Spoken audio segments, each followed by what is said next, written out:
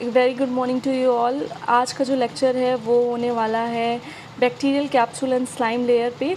Last lecture में हमने ख़त्म किया था साइटोप्लाज्म, न्यूक्लियस, ये सब के बारे में हमने पढ़ा था और bacteria with defective cell wall के बारे में पढ़ा था। अगर आपने नहीं वो वीडियो देखी है तो आप इससे पहले वाली वीडियो देख लीजिए और उससे जाके पढ़ लीजिए, उसके बाद आप इसे कंटिन्यू करिए।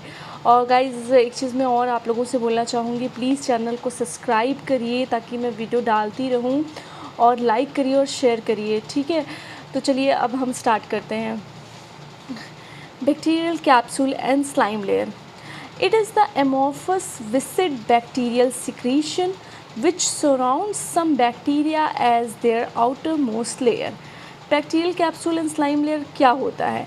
ये amorphous viscid bacterial secretion होता है विच सराउंड, जो सराउंड करता है बैक्टीरिया को, कुछ बैक्टीरिया को, सारे बैक्टीरिया को नहीं, सम बैक्टीरिया को, as their outer most layer. Okay, figure 2.2 बोल रहा है देखने को, मैंने आपको दिखाया भी था पिछली वीडियो में, तो एक बार मैं आपको फिर से दिखा देती हूँ फिगर 2.2 में, जैसे कि आप यहाँ पे देख सकते हैं।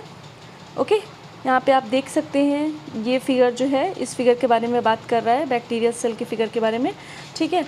तो चलिए फिर क्या है, when it diffuses into the surrounding medium and remains as a loose undemarcated secretion, it is known as slime layer.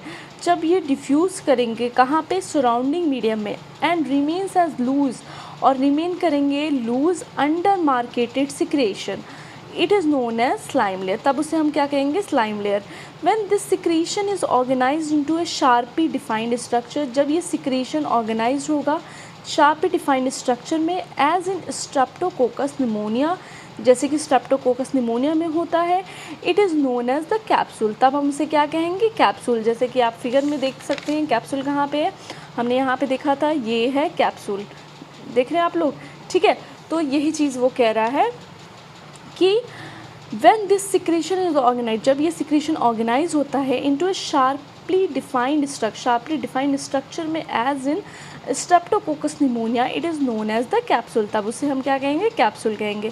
The slime layer और capsule is generally polysaccharide. Slime layer और कैप्सूल जो है वो generally polysaccharide है, polysaccharide होते हैं nature में, but it is polypeptide in anthrax bacillus, लेकिन ये पॉलीपेप्टाइड है किस में, एंथ्रेक्स बैसिलस में। ओके, अब हम पढ़ेंगे फंक्शंस के बारे में, स्लाइम लेयर के फंक्शंस क्या हैं, bacterial capsule and slime layer के फंक्शंस के बारे में हम यहाँ पढ़ेंगे। ओके, तो फर्स्ट पॉइंट है, capsule enhances bacterial virulence by inhibiting phagocytosis.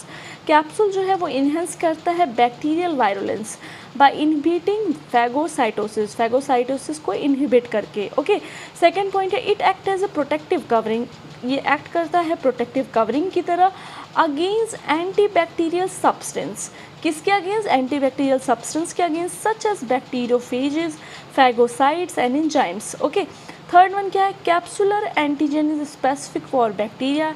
Capsular antigen जो है वो स्पेसिफिक है बैक्टीरिया के लिए, and can be use for identification and typing of bacteria, और ये किस लिए यूज़ किया जाता है, इसको यूज़ किया जा सकता है आइडेंटिफिकेशन के लिए एंड टाइपिंग ऑफ बैक्टीरिया के लिए। ओके, फिर क्या है, कैप्सुलेटेड ऑर्गेनिज्म। अब कौन कौन से कैप्सुलेटेड ऑर्गेनिज्म होते हैं, पहला है हमारा streptococcus pneumoniae, Klebsiella species, bacillus anthracis, cryptococcus neoformans, जिस फंगस ये है। ओके, तो अगर आपसे पूछ सकते हैं में कैप्सुलेटेड ऑर्गेनिज्म क्या है, तो आप ये नाम लर्न कर लीजिए कि ये सारे हैं।